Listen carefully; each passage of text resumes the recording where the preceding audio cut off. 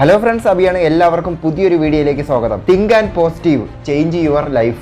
Tom Cruise കരഞ്ഞുകൊണ്ടേയിരുന്നു. പഠിക്കുന്നതൊന്നും ഓർക്കാൻ സാധിക്കുന്നില്ല. ഞരമ്പുകൾ വലിഞ്ഞു മുറുകുന്നു, കാലുകൾ വേദനിക്കുന്നു. ചുറ്റുമുള്ളവരെല്ലാം കളിയാക്കി, സഹപാഠികൾ പുച്ഛിച്ചു, അധ്യാപകർ സഹതപിച്ചു. അന്ന് അവന് അറിയില്ലായിരുന്നു ഭാവിയിൽ ലോകം മുഴുവൻ ഓട്ടോഗ്രാഫുമായി തന്റെ പുറകെ വരുമെന്ന്. സാധ്യമല്ലാത്തതായി ഒന്നുമില്ല. പിതാവ് 12-ാം വയസ്സിൽ വേർപിരിഞ്ഞു പോയി. അമ്മ 3 ജോലി നോക്കിയാണ് മകനെയും സഹോദരിയെയും വളർത്തിയത്.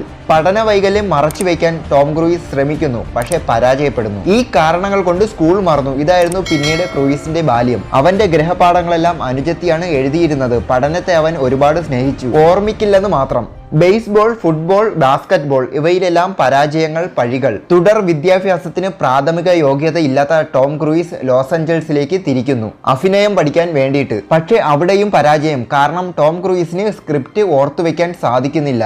അവിടെ പിക്കാസോയുടെ ചിത്രത്തിന് താഴെയിരുന്ന് ടോം ക്രൂയിസ് കരഞ്ഞു.